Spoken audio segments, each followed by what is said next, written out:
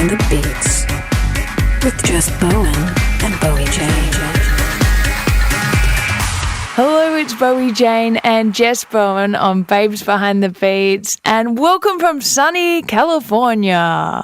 Woohoo! Yep, it's a beautiful day. I have a newfound appreciation, I feel like, for California and the weather. Yeah, you know, winter in LA is the best. It's just sunny every day. If you go to Mammoth and ski, it has a big dump of snow and then it's over, then it's sunny. It's amazing. Oh my God, didn't it just like dump there again this weekend or this week or something? I feel like there's a lot of snow. Yeah, they had 10 feet of snow a week ago, 10 feet in 3 days, and then they've just had another dump last night. So I'm heading up in March, I think. Oh my God, that's going to be so much fun. Yeah. As you already know, Jess, but the listeners may not be aware that I am now a proud new puppy owner. Well, not puppy, but dog. You are a new dog mom. I know, Billy. I love her so much. You have to tell everyone all about her so that, she's just the best. She's the absolute best. Well, but I had to prove myself. Within about a 2-week period, I think, I then became obsessed with dogs. In the middle of the night, I probably sent you about 400 dogs to the point where you're like, which dog are you getting again?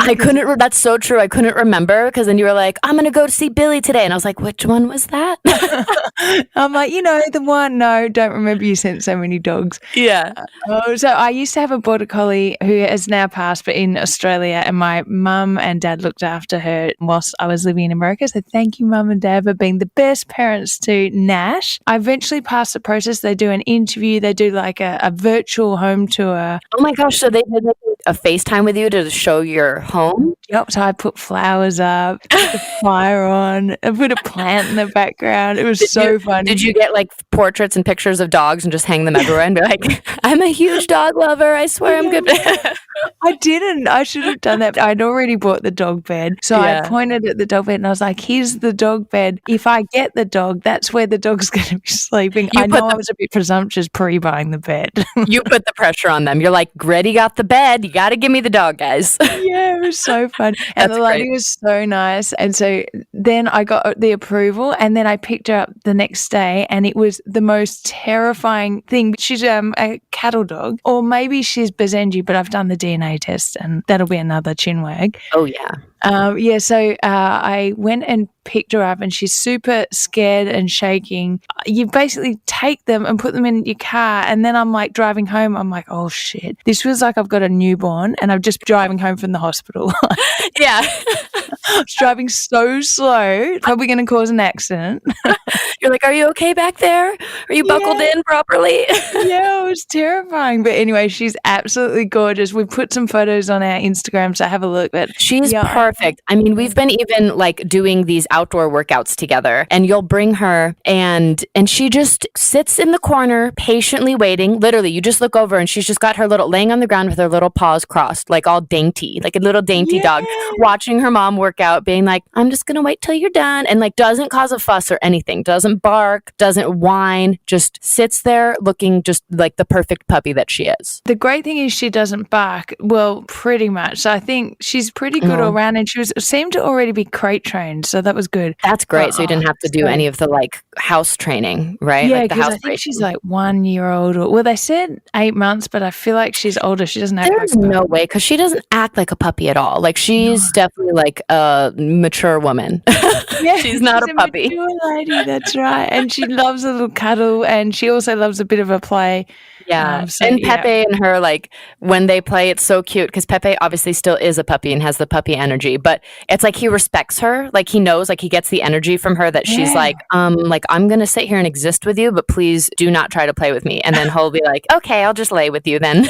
That's so true. They just like side by side, no problem. It's so cute. Like, because normally he'll be like, when he wants to play, he's like aggressive towards dogs. He'll bark at them until they play with him. With Billy, I feel like right off the bat, he was like, oh, she's not going to play with me, but I really respect her. So I'm just going to sit here and be chill. Like, yeah, I know. I was so happy. So yeah, it's been the best, actually. Now, today, also, speaking of nothing to do with that again, was the worst link ever. Speaking of nothing, today's guest. Well, hey, Karina loves dogs, so this was actually a good. That's true. Okay, Karina loves dogs, and we have Karina DePiano on the show, who's a pianist with a last name DePiano. Well, yes. I mean, I think it is DePiano, I would say. I think it's got that Italian touch to it, DePiano. But I mean, she is a keyboardist, so going with De Piano is fitting, I guess. It's like Martinez and Martinez. It's just, it's the Aussie in you, Bowie. It's fine. You were like, De Piano. Why do I have the role of introducing the names? Like, why? I think it's for my entertainment and for the listeners' entertainment, because it's like you never know what's gonna come out, and I think that's just very entertaining. So yeah, great. And it's all good. It's very endearing. Well, yeah, so she's a musical director and pianist and has done so many. She plays with everyone, right? Yeah, she's played with everyone from like there's this artist named WENS that I love, but she's been out with like Troye Sivan. She's done stuff with Miley Cyrus. She's done all over the board, but like a very, very well-known, like very talented pianist and musical director. So very, very excited to have her on the show. She's our first pianist and musical director. So this is really cool for us. Half Filipino. And she's another fellow half Filipino like myself. So of course I've got a soft spot for her already. I really want to be best friends with her. Hopefully she'll want to hang out. We'll see. All right. Well, we'll be chatting to her next. Hello, it is Bowie Jane here with Jess Bowen for Babes Behind the Beats, and today we have music director and keyboardist Karina DePiano. Did I say it right? Oops. Yes. Oh. I'm an Aussie. I blame it on that every time. Well, we're so excited to have you, Karina. Thank you so much for being here. Thank you so much for having me. I'm so excited. This is my first podcast. Oh, very excited. Well, we have a lot of firsts for you. You are our first keyboardist, our first musical director, and our first half Filipina, besides me being on it. But you're a lot of firsts as well. I'm so glad. That's awesome. Yeah, we're very excited. Very, very, very stoked to have you. Yeah, so you're half Filipino. Is that your mum's side or your dad's side? That's my mom's side. She was born in the Philippines, and my dad was born in Hollywood, but I have Italian heritage on that side. Oh, cool. So you grew up in Hollywood then? I actually grew up in San Diego, but I was born in Santa Monica, so I'm like a true Southern California gal. You're an actual Cali gal. Yeah. I feel like it's rare though, especially, well, in the music industry, I feel like because we come across a lot of people that obviously migrate to LA for the industry. So you don't find a lot of people that were like born and raised in California. So yeah, it's definitely pretty rare. Yeah. And so you're very well known for being on the keyboard and being a musical director of some really, really big acts. How did you get into the keyboard? Have you been doing this since you were 2? Or? Yeah, pretty much. I started playing classical piano when I was 6. Pretty much studied classically all the way up till 18. And when I was looking to pursue music in college, I was mostly looking classically, but I found USC's pop music program and kind of put all my eggs into that basket. And I got in, and that was that. Wow. So my focus completely switched to pop. I'm really happy to have my classical roots. I think it's given me a really great foundation for what I do now. But yeah, then pop keyboards was the thing. So when you were that young, was that something that your parents were like, do you want to play the keyboard? Were they influencing you to do that? Or did you pick that on your own? Like, how did that? So my mom and her sisters always kind of played piano. And one day she just kind of said, I'm going to take lessons. Do you want to take lessons with me? So we took lessons together. Oh, that's cute. When I was really young. And then, she always just tells me that all of a sudden I just got really good. And so she stopped because she didn't want to take lessons with me anymore.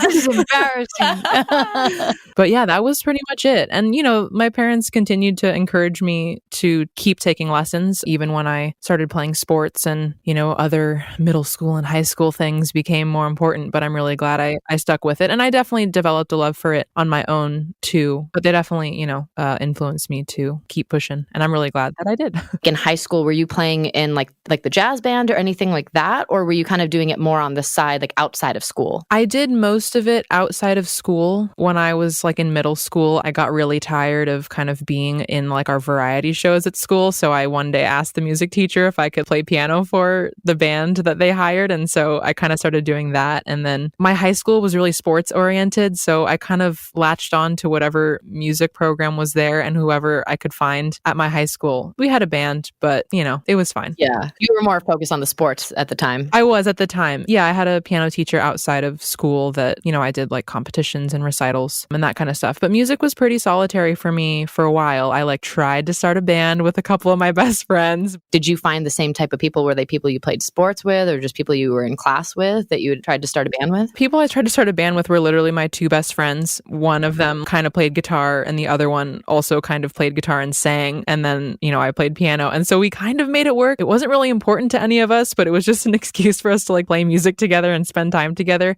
So I wouldn't really say I took it like too seriously. I definitely took my classical training way more seriously. So. Yeah, so with the band, were you having to play pop music, I guess? You're not playing classical in the band, obviously. No.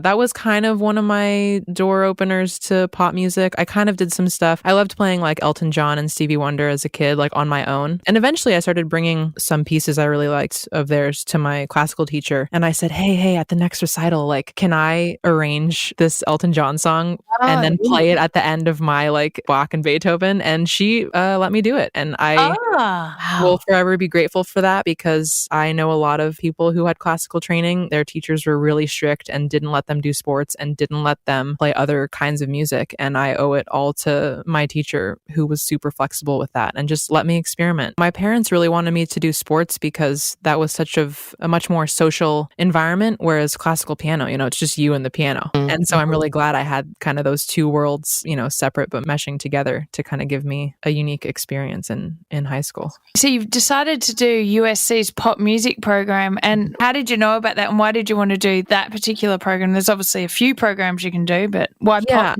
I had always looked at USC for their classical program. I had a friend who went to the pop music program and like looking back, it felt like a whim thing because I had like studied all these classical programs and really knew what I needed to do for each school. And I was on that classical train. And then all of a sudden I was like, maybe I'll apply to this pop thing because I love pop music and I think it's fun to play. I mean, it's just crazy to look back and think like just deciding to go to that program changed everything for me. For a pop music degree, do you need to have some sort of pop background or like how do you get into the courses? Because I'm Australian, so I'm not really sure how it works. Yeah, definitely. They lean on proficiency in an instrument, but half the kids that apply are also singer-songwriters. Yeah, so I think they kind of just look for like a well-rounded person who wants to pursue music and maybe has an emphasis in a certain instrument or writing. And there's a production major as well. But I've already been out for 4 or 5 years now, so things are changing. Yeah. So wait, real quick, is it like an audition type process then to get into that school? Or is it more, so you're auditioning? Yeah, it's a full audition. You have to apply to the college as if you were not doing music, and then you have to do a separate musical audition, a pre-recorded video, and then if they like you there, then you would go in person too. Wow. And specifically like my USC audition, I applied for classical and pop because I'm crazy. And I drove up from San Diego to USC, and at like 3 p.m. I had my classical audition, and I wore like, you know, a black dress with little heels and like made sure I had no nail polish on and like the whole thing. And then I like ran over to the other side of the music campus, switched into like jeans and like a cool tee, and then walked into black nail polish. Maybe. Yeah. That's so funny. That's great. How long does the degree go for? It's a 4-year program. Okay. What's in the degree? I'm just interested because I don't think I've ever thought about doing a pop music degree. That's so cool. So what's the sort of program, I guess? Yeah, I mean, it's centered around performance. So there's like a performance class every week. And the first year you kind of go over different eras of pop music, starting with 50s rock. And then you move through 60s, 70s, 80s, 90s, and all the way till now. And you pretty much just like... Oh, that's cool. Learn different elements of what made pop music. And there's songwriting classes and production classes, and you still get like your general education degree from a great school. But yeah, the pop music program was like a little family, and I still work with a ton of people from there. I mean, I met my fiance in the program, so it was a good program. That's so great. Oh my God. So what was your first step out from university then? Well, I actually started touring while I was still in school, so I was not convinced that I was going to finish. Really? So who did you start touring with? My very first tour was with the snowboarder, Shaun White. No, you're joking. No. What the hell? Like, how did you get in touch with him, or how did he find you? A friend saw an ad for like female keyboard player wanted, and they sent it to me and said, hey, if you're interested, saw this ad. And I just like went and auditioned, so I made this switch from classical to pop. I didn't know what that meant. I didn't know like how I was going to pursue that. And so this one summer, I just was like, okay, I'm going to go on a tour. Like, what does that even mean? And I did it. And it was perfect. It was great. So then from then on, were you like, oh yeah, this is what I want to do? Like, I want to be on tour with artists. I mean, that kind of like opened the door for me. I was still a little bit confused because I was like, I'm playing for someone who's mostly known as a snowboarder, but like the music's pretty cool. Was he pop? It was kind of, like pop rock, alternative kind of thing. Yeah. But like, it's the only tour that I've ever been to Russia on. Oh, wow. No, we went to like some cities I don't even know if I can remember the names of. Like, you weren't just, I'll play just Moscow. It was like, I think I might mispronounce it, but Yekaterinburg is like a city there. I just specifically remember that one because that was the first time I was ever like halfway around the world. Wow. And that was your first tour? That was my first tour. I traveled a lot as a kid, but I never really traveled by myself. So when I was like in all these crazy places, my mom was like, oh my God. Yeah, I was going to say, like, were your parents worried? Were they okay? Also, were you the only female in his band? No. Did you have other girls? Okay. Yeah, that was a crazy experience. And then I continued on with school and just like slowly but surely, especially because I was already in LA, just started to kind of meet music directors and other musicians at, local places. And just kind of, that's how it blossomed. To me, that's just wild that your first tour was with Shaun White. Was it under his name, or what was the name? Like, was it a band? Yeah, so the band was called Bad Things, and we opened for Fantagram in the US, and we opened for 30 Seconds to Mars overseas. Oh my God, are you kidding? That is huge. That's in like wild. Massive stadiums. My mind was blown back then. This is your first tour ever. Yeah, I was just so blown away and confused, and then also like met Jared Leto and like was just in awe. I don't know. It was just crazy. I have to geek out about this because I do also love 30 Seconds to Mars and Fantagram. So would you watch them every night, or was it one of those things where you were like, oh, you were tired after the show, and like, or were you like, yes, I need to see this show every night? I watched them a lot of nights. Yeah, I actually probably watched them every night. At least part of it. Yeah, for sure. Every night. Yeah. Okay, so then because you were on that tour, did you get booked for other gigs? That gig to me lives in its own separate sphere. And I feel like every other gig I've done can kind of lead back to a couple people that I met early on. Like some of the music directors that I met, or just like some of the musicians I met doing gigs. I was really happy that USC is in LA because, we could do gigs and go watch gigs and meet people right here. Yeah. My curiosity was, when you graduate from like USC with that like degree, they don't like put you in touch with people, right? Like, it's kind of more of like, here's your degree. Now you go out and network and meet who you can meet, that type of thing. Yeah, that type of thing. And obviously they encourage you to, collaborate with your class and the people you've met in the program as well. So, people pretty much establish projects of some kind right away. Collaborate. So people that you play with to this day, are some of them people that you were at USC with? Yes. Oh my God. See, that's incredible. That is cool. Yeah.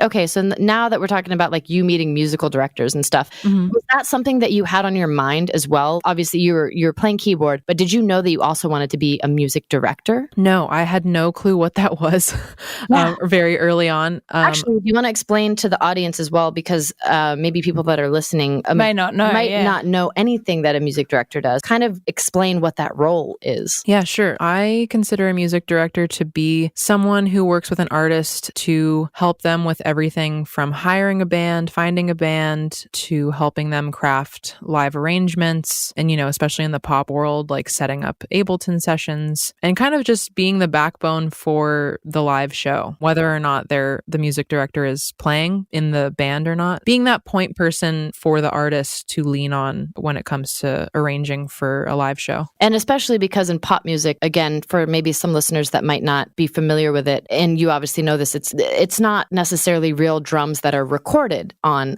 a pop track. So you have to figure out what the drummer is playing live to kind of replicate what that sound is, right? And then other sounds going on in the track and having backing tracks. Like you said, you can work Ableton and Logic and probably all those programs that people want to run the tracks on, which are what the artist is playing over. But then there's still like the live music element of, like you said, like a drummer needs to play over something. Right. Yeah. That's kind of been like one of the things I've been really interested in working in, mostly, the pop genre, is how do we meld live instruments and computers in a way that feels really natural, but still use computers to our advantage without it just press and play. Exactly. Without it feeling like, someone just saying press play and the singer sings over it. Yeah. Yeah. So how did you get your first musical director gig then? Who booked you? Well, I'll take you back to my first year in college. I studied and was mentored by Patrice Rushen, who you might know as a singer of the big song Forget-Me-Nots from the 80s. And she is an amazing person. She is also like jazz and classically trained. And maybe a couple months into school, after I was taking lessons with her, she just kind of looked at me and said, you have the brain of a music director. And I just kind of looked at her and I was like, what is that? She kind of explained to me what it is. And, she's one herself. She also said there's not a lot of females doing it right now. So I got really interested. And actually, I think the first person I ever music directed for was in college, my friend Malia Cyrus, who is also blowing up as an artist on her own right now. So we were in the pop program together. And I guess I music directed her in college. We put a band together and played at the USC venues. And that was technically the first one. And I most definitely am still her music director today. Technically and definitely.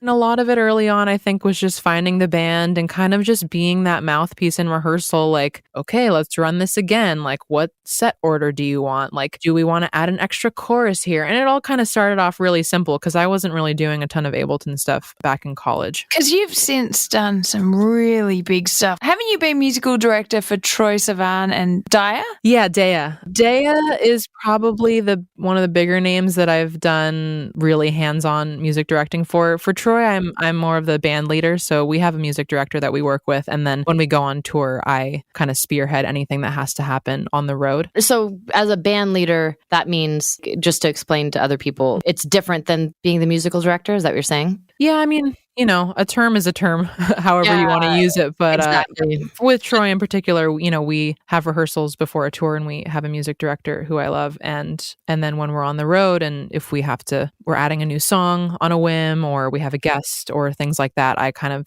take the reins as far as organizing. Got it. Doing that. Yeah. And are you playing keys as well in these bands, your musical director, or you're definitely taking a step back with that stuff? So I mostly play keys. More recently, I've started to take more gigs where I only music direct, which I am finding huge advantages on both ends. Yeah. There are some gigs where it just feels like a lot to play and have the MD hat on because you're not only listening to your parts, you're listening to everybody else. Oh, too. yeah. So it's been really fun to exercise both versions of it just for various artists that I've worked with. I really like doing it and I hope to be doing more of it. I definitely am exercising that muscle and, trying to produce more on my own so that I can bring, like more recently, I did a live stream show with Daya last week and we needed like some cool transitions in between all the songs and stuff. And so that was a chance for me to exercise my production muscles a little bit more. That's exactly what I was going to ask because in my band that I was in, the Somerset, this was, we all just had to work on together and would try to like come up with these transitions. And so I feel like for like pop artists, so that is essentially something that you're in charge of, right? Is doing the like, okay, if you're on tour, you're playing, the opening track into the track number 2, but is there going to be a stop or is there going to be a like transition into it? And you're in charge of that, right? Yeah. And that stuff is just super exciting to me because then I just really feel like that's when you're creating this whole piece, like this 45-minute set that has a start and an end, and you're paintbrushing through the whole thing. Oh my God. I can't believe we can't tour right now. I know, right? Talking about it, I'm sure is making us all. It's same with me. I'm like, oh my God, I miss it so much. And I'm sure for you, you're like, God damn. Yeah. But you've been playing a lot. Like you said, you just did this kind of live stream thing with Daya last week, right? So and have you been doing that with other artists as well? Is this something that you've been doing through quarantine, doing live stream shows? This was the first live thing that I've done since COVID hit. Yeah, but I've done some like pre-recorded stuff, which has been really fun. Yeah. Obviously just not the same as it normally is, but I'm happy to have even had a little bit of musical interaction with people. I actually have a question. Are you working on each song in particular with like by yourself, or is Daya also like, yeah, like can you do this or do that? Or is it mostly you since you're the musical director? I would say normally, I'll come to her with ideas and kind of send her stuff ahead of time, or like we'll have a chat or a FaceTime or something, and we'll kind of talk about the goals and like, what songs are we doing for this show, and is there kind of a general order that we're going to do things in? And then I'll kind of like give her some of my ideas, and then, she'll give them back to me. I just really prioritize having that open conversation with the artist because it is their music and it's their show, and I just want to be a mouthpiece for them as opposed to like me needing to put like my stamp on it. Like I'm not at that point yet.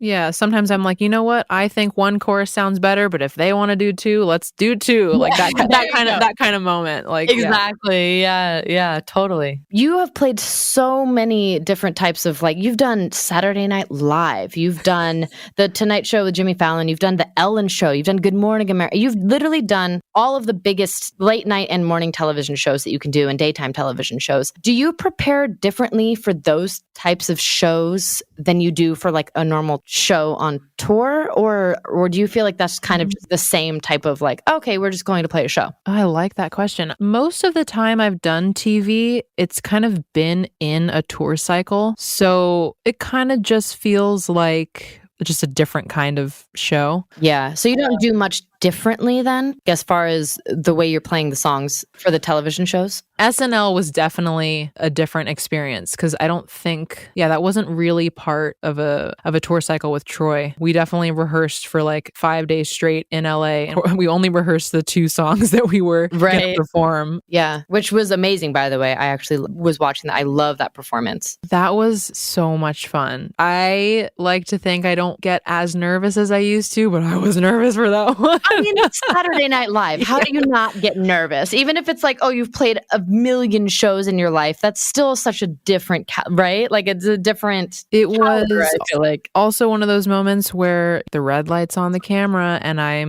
think it was also one of our show with Troye was one of the first where SNL aired live on both coasts as opposed to just on the East Coast. I think we were like one of the first, like the earliest shows when they did that.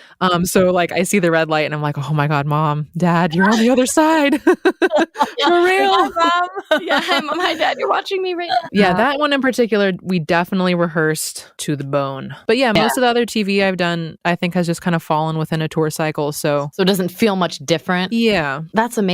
I mean, I think I would literally freak out being on the Ellen Show just because I love Ellen. That didn't really give you too much like nerves doing that. You've done that a few times, right? Yeah, Ellen, I've done a couple times. Yeah, I mean, there's definitely like a different set of nerves just because even just like hearing like the countdown, there's producers and like a bunch of camera people. Like it definitely does feel like a different environment. It's not a crowd that's screaming for every single song kind of moment. Yeah. Yeah, I think it just took some practice. And I think after a while, it just kind of becomes a mental game. Like, yes, like I know the song, like I know the single. It's just kind of more mental preparation. Yeah. And then for instance, for Good Morning America, I want to know, how early are you up for those? It's early. I haven't done a morning show actually in a pretty long time, but it's early. It's like a 4 a.m. or 5 a.m. Oh, that's horrible. I think I did several morning shows with Rita Ora when I was doing a lot of performances with her. I remember specifically me and the 2 background singers I was really close with on that tour. We'd do the early morning show and be back in our hotel by like 10 a.m. and then just be like, should we go get brunch or something? Like we have nothing to do the rest of the day. That's it. Done.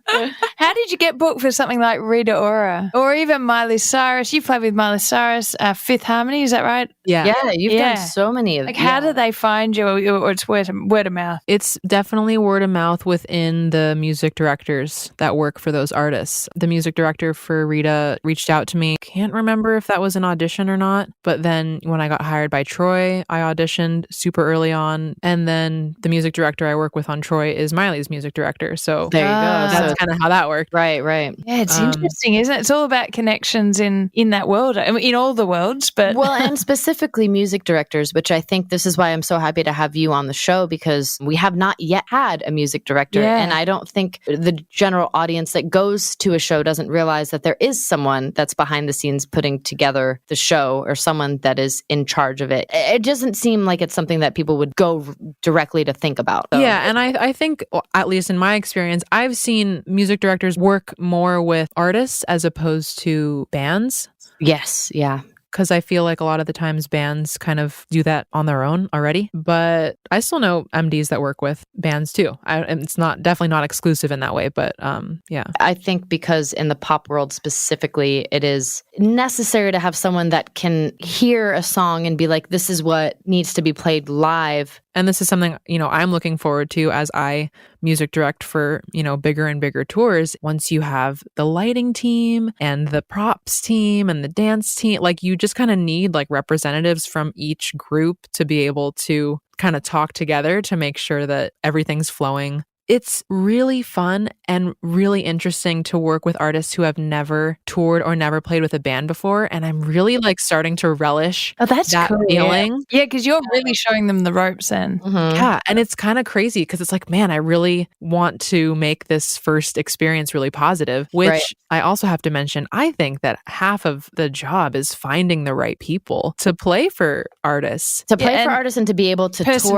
with them. The personality, huge thing. Absolutely. Like age range, like it depends on like, what the artist is looking for. Have you done any big gigs in the Philippines?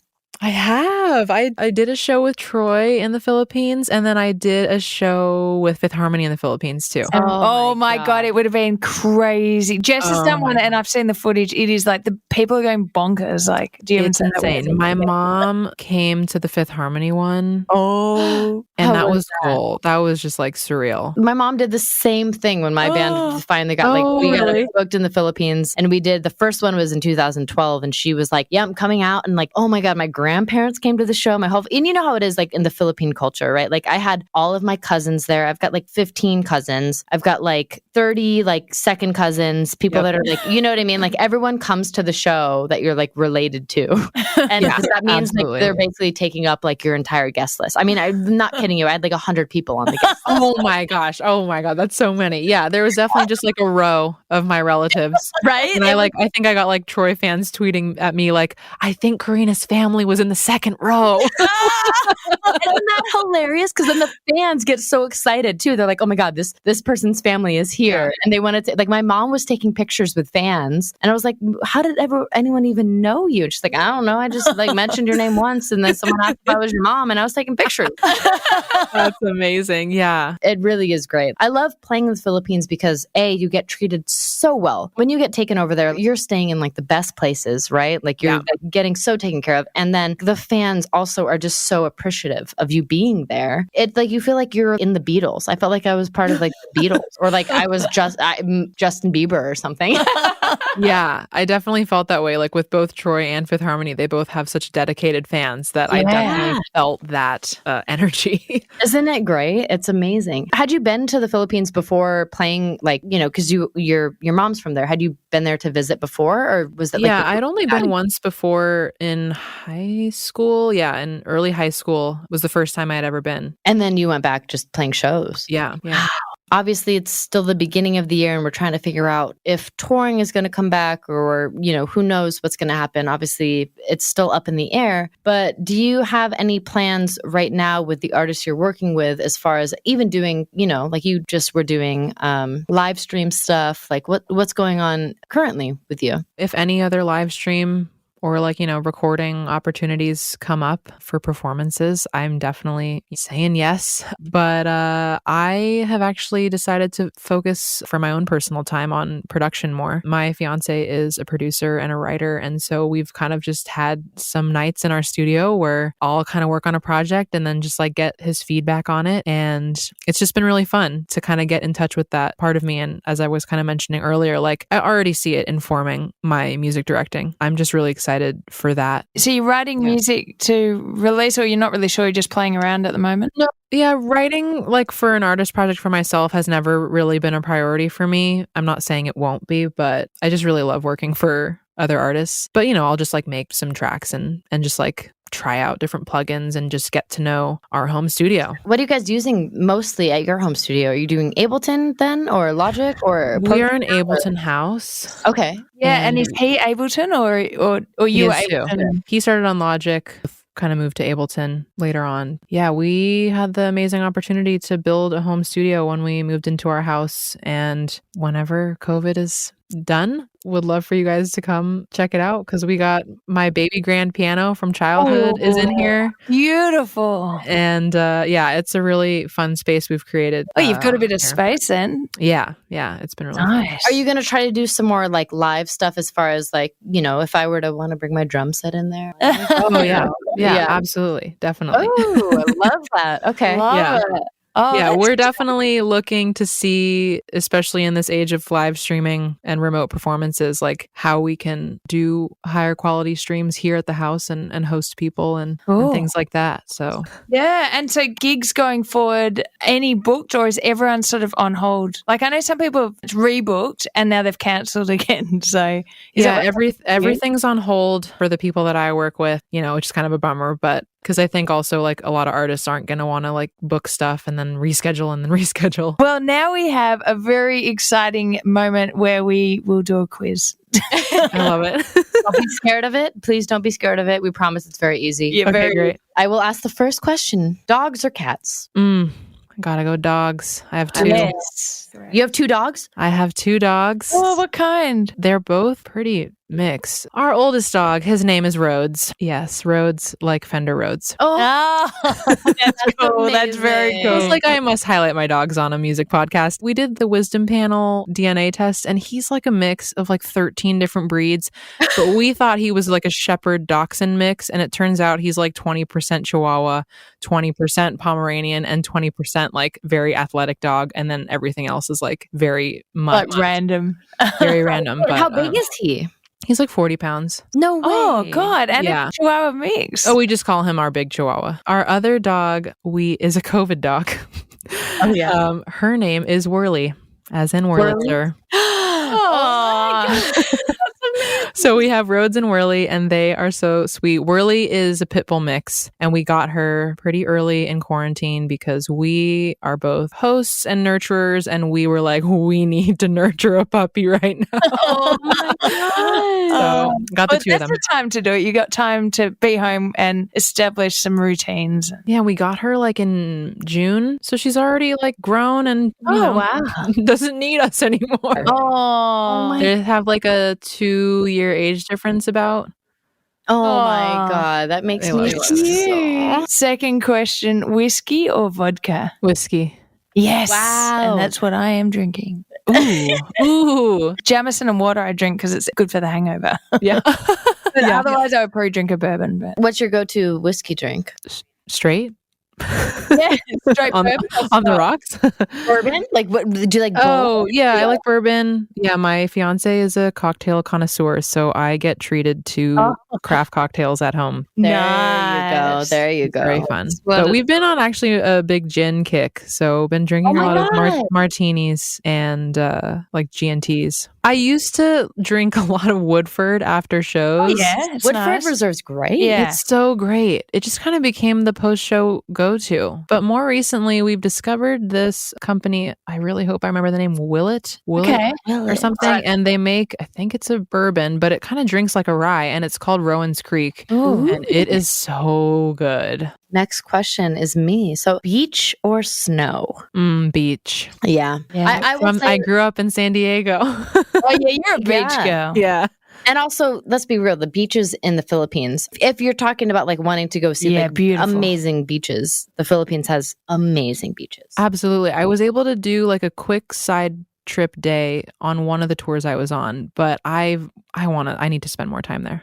Oh my God. Same, honestly, though. Like, I feel like I've only been to like Boracay and then like Tagaytay. See, but I've never even been there. I haven't been to the Philippines. Dude, we'll go together. Okay. Okay, great. When COVID ends, you're just going to be When like, COVID ends, I'll be like, Karina, let's go. Yeah, great. We'll take our mom. We'll be like, my mom, your mom, let's go. Yeah, perfect. that'd be cool. All right, next question. Headline or opener as a music director? Would you prefer to be the music director of a headliner or an opener? Oh my God. You're like, I'll take all the gigs, but Well, you can give us the pros and cons of both. or maybe of why you can't decide. I think because I've had the opportunity to do both, it's like there is something so fresh and new about MDing for an opener. Yeah, and is that because they're maybe newer to the scene? Well, not necessarily, though. I guess just like some of the tours that I've sent on an opening act or to be an opening act, it's just been like very pure and new. But also like when you're the headliner, like everything's just so big and bold. Yeah, it's like you're the headliner. Like yeah, exactly. Production, right? Yeah. So the last question, what do you like to put on your rider? The Woodford. Yes, the Woodford. Woodford, that's it. Yeah, Woodford and red wine. Those are always the things that we're in like a big email and like the TM or whatever. We'll be like, what do you guys want to add? And everyone's like, oh, this healthy stuff. And I'm like, Woodford and red wine. I always put like fruit and chips. Yeah, get some vitamins. Healthy. I try to be healthy on tour. Oh, avocados. I always like make avo toast on the bus. Oh, that's nice. I have that. Yeah, I love that. Yeah. Avocados are a great one to have on the rider. Or like peanut butter banana toast after shows. That was a big one on the Troye tour for us. Ooh. Like one person per night would just like make a toast for everyone. Just give you your booze and you're happy. Karina, thank you so much for doing this. We cannot tell you how excited we were to have you on. You were amazing. And for everyone that's listening and to like follow you, can you give us your Instagram, your Facebook, Twitter, website, whatever you're like most active on? Yeah, everything is just my first and last name except for Instagram is @ShePlaysDePiano. Shout out to one of my best friends, Zoe, for giving me that handle back in high school. Oh, you're joking. It's great. Yeah. Lucky you didn't change instruments. I know, right? And then my website is just KarinaDePiano.com. My Twitter is Karina DePiano, and don't really use my Facebook anymore. So yeah, well, that's cool. Everyone knows where to find you, and if anyone needs a musical director who's like the world's best, contact you. Love it. I love it. But seriously, thank you so much for chatting with us. You were amazing. You were just like an icon, honestly. Really great chatting with you. So thank you for doing this, and we will definitely hopefully see you like when things get back to normal. It'd be nice to like go grab a drink or something. That would be great. Thank you both for having me. It was such a fun conversation. I'm ready to keep talking to you guys. It's so fun. Well, thanks so much. It's been an absolute pleasure. Thank you.